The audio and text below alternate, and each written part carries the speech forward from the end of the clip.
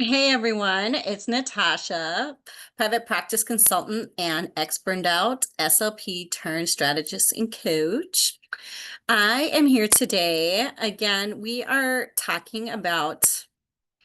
talking about planning and some time management pieces. So today I'm talking about the three biggest time wasters and giving A, what they are, and then B, what to do instead. Take what resonates, leave the rest, but just some ideas to get, what's applicable to you. Because this can be for private practice owners, this could be for just about anybody who owns a business. Can pro will relate to a lot of what I'm talking about today. So there's of course admin, right? The behind the scenes stuff that, we don't necessarily want to talk about, but it piles up, and a lot of it can include some redundancies. So we're going to kind of dive into it today. So in the realm of private practice, nobody really talks about this stuff, and what to do. Um, so let's start with, I have three main time wasters that I'm going to talk about today. So the first is manual scheduling. So you're going back and forth with the client via email, text, whatever, to find a time that works. Say you don't have a set time with this client, and it's always changing and going back and forth. And if you think about it, big picture, this alone could be costing you anywhere from 2 to 4 hours a week with obviously not one client, but with multiple clients, depending on how large your practice is, how large your caseload is, the frequency in which you see certain clients. So here are some ideas of what to do instead. So sounds simple, but we may not be doing a lot of these things that could save so much time. So using an automated scheduling tool. So that could be, depending on what kind of EHR system you're using, that's already built into a lot of them. Or you can also use things like Calendly or Jane or anything like that. And then you plug in your availability and you just send that. It's clear, and you block out, and you are in control obviously of the time that you say that you're available, and then that person on the other end chooses from what you have already indicated that your availability is. And there shouldn't be a lot of back and forth. And places you can put this, I mean, you can either build it into the EHR system you're already using, if that is a functionality of it, or you can link it as well to email signatures, your website, include it in your voicemails even, if that's a way that your clients get a hold of you for scheduling purposes.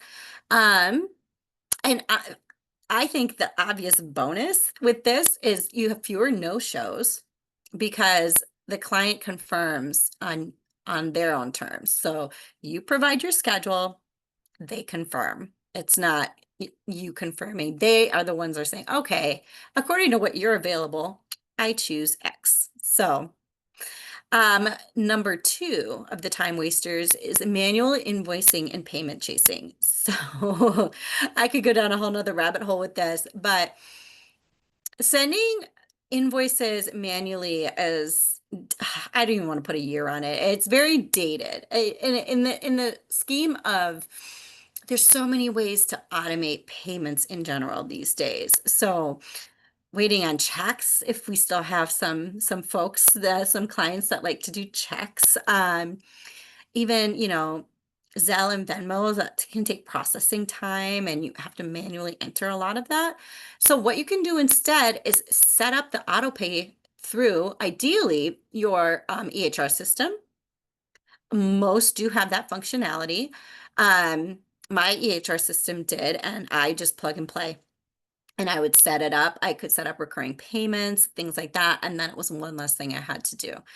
Um, and then is part of like your client onboarding system, making sure that that is a portion of it where they put a card on file automatically, so that way you're not having kind of uncomfortable or awkward conversations about, hey, da da da da da, this is, due or overdue, or now this is now the 10th time I'm asking very politely, please pay your bill. You have that card on file, run the card.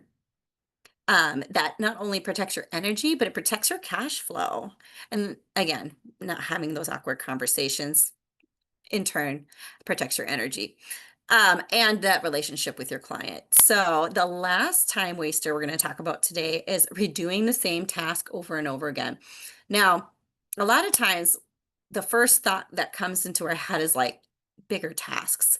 We're talking about even the simplest, what we think are not super time consuming tasks. So that could be rewriting the same email reply, recreating forms. I could go on a whole nother, and maybe I will, a whole nother video about that. And then copy and pasting reminders. Most of these things I just mentioned can be set up in your EHR system.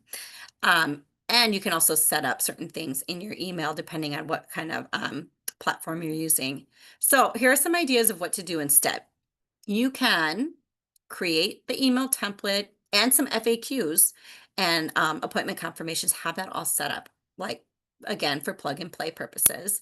Um, as far as like forms, you can use form templates. Again, the EHR system that I used for many years, it was a little time intensive in the beginning, but well worth it because then again, it was like plug and play. I could just hit the drop down menu and pick from the array of templates that I had created. And that can be anything from progress notes, consent forms, and then you can also, of course, put in like your logo and any like special individual things that you want and then have them saved. Whether that, again, if it's not in your EHR system, that's okay. You can just plug and play whatever like cloud drive that you have that is readily accessible to you.